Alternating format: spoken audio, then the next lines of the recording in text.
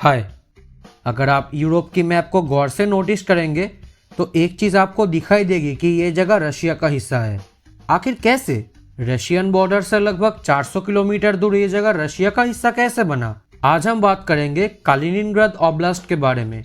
तो वीडियो शुरू करने से पहले एक बात, इस वीडियो को एंड तक देखना। तो चलिए वीडियो को शुरू करते हैं। तो शुरुआत करते हैं मध्य युग से। उस समय इस जगह पर लिथुआनियन और ओल्ड प्रशियन जनजाति रहते थे।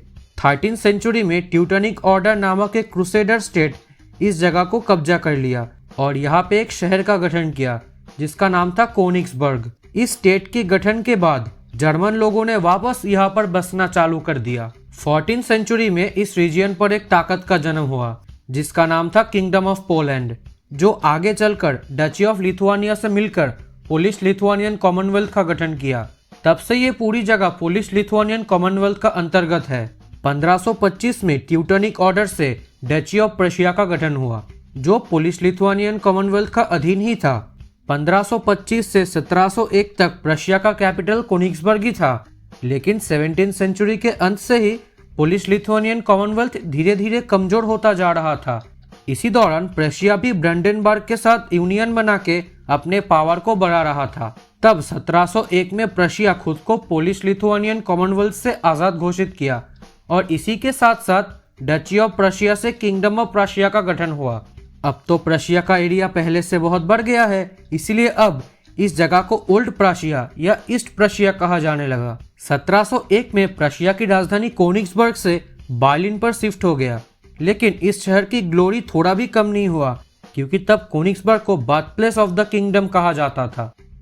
1758 में 7 ईयर्स वॉर के दौरान रशिया इस जगह को कैप्चर किया, लेकिन वॉर के अंत में रशिया अचानक प्रशिया की तरफ झुक गया और इसीलिए 1763 में इस जगह को प्रशिया को देने का बात उठा। बाद में 1773 में ईस्ट प्रशिया को किंगडम ऑफ प्रशिया का एक प्रोविंस घोषित किया गया। फिर एक बार नेपोलियन के समय प्रशिया का कैपिटल वापस बर्लिन से कोनिग्सबर्ग पर शिफ्ट हो गया। बाद में होंद अहमी के चले जाने के बाद वापस बर्लिन पर कैपिटल लौट आया। इसके बाद जर्मन यूनिफिकेशन भी हुआ और ये जगह newborn state kingdom of Germany का एक हिस्सा बना। फिर आया वर्ल्ड वॉर 1। इस युद्ध के बाद ट्रीटी ऑफ वर्साई के तहत जर्मनी से बहुत सारी जमीन छीन ली गई, लेकिन ईस्ट प्रशिया को तभी भी जर्मनी के अंतर्गत ही रखा गया और ईस्ट प्रशिया से लिथुआनियन मेजोरिटी हिस्से को अलग करके लिथुआनिया को दे दिया गया। ऑपरेशन बारबारोसा के तहत ये पूरा इलाका हिटलर ने कब्जा कर लिया।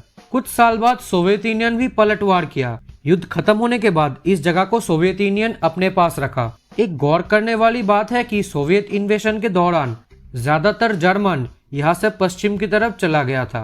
वर्ल्ड वॉर 2 के बाद इस शहर का नाम कोनिग्सबर्ग से कालिनिनग्राद रखा गया और इस रीजियन का नाम भी कालिनिनग्राद रखा गया। इसी के साथ साथ पॉपुलेशन गैप को भरने के लिए बहुत सारे रशियन को यहाँ पर बसाया गया। बाद में इस जगह को 2 हिस्सों में बांटा गया। पोलिश मेजोरिटी हिस्से को पोलैंड को दिया गया और बाकी रशियन मेजोरिटी हिस्से को Russian Soviet federal socialist Republic से मिलाया गया। यहाँ पर एक बात है कि लिथुआनिया कभी भी यहाँ पर अपना इंटरेस्ट नहीं दिखाया। बाद में 1991 में सोवियत यूनियन का पतन हुआ और तब से ये जगह रशिया का हिस्सा है। अच्छे से कहे तो ये रशिया का एक फेडरल सब्जेक्ट है। लेकिन एक बात, अभी भी लिथुआनिया इस जगह को क्लेम नहीं करता क्योंकि यहाँ पर ज्यादातर रशियन लोग रहते हैं। बाद में पोलैंड और लिथुआनिया यूरोपियन यूनियन और नेटो ज्वाइन करने के बाद कालिनिनग्राद बॉर्डर के आसपास टाइट बॉर्डर कंट्रोल लगा दिया क्योंकि रशिया बहुत स्केरी है। आइसोलेशन के कारण आज के समय ये जगह की इकोनॉमिक कंडीशन थोड़ा खराब है। रशिया बार बार यूरोपियन यूनियन से रिक्वेस्ट करता है कि रशिया से कालिनिनग्राद ओब्लास्ट तक बाई रोड जाने के लिए वीसा फ्री सिस्टम लागू करने का, लेकिन यूरोपियन यूनियन इस बात को ठुकरा देती है। इसके बदले रशिया भी यहाँ पर अपना पावर प्रोजेक्शन करता है जो नेटो के लिए सरदर्द का कारण बन गया है। तो ये थी आज का वीडियो। उम्मीद करता हूँ आप सबको वीडियो पसंद आएगी। Thanks for watching.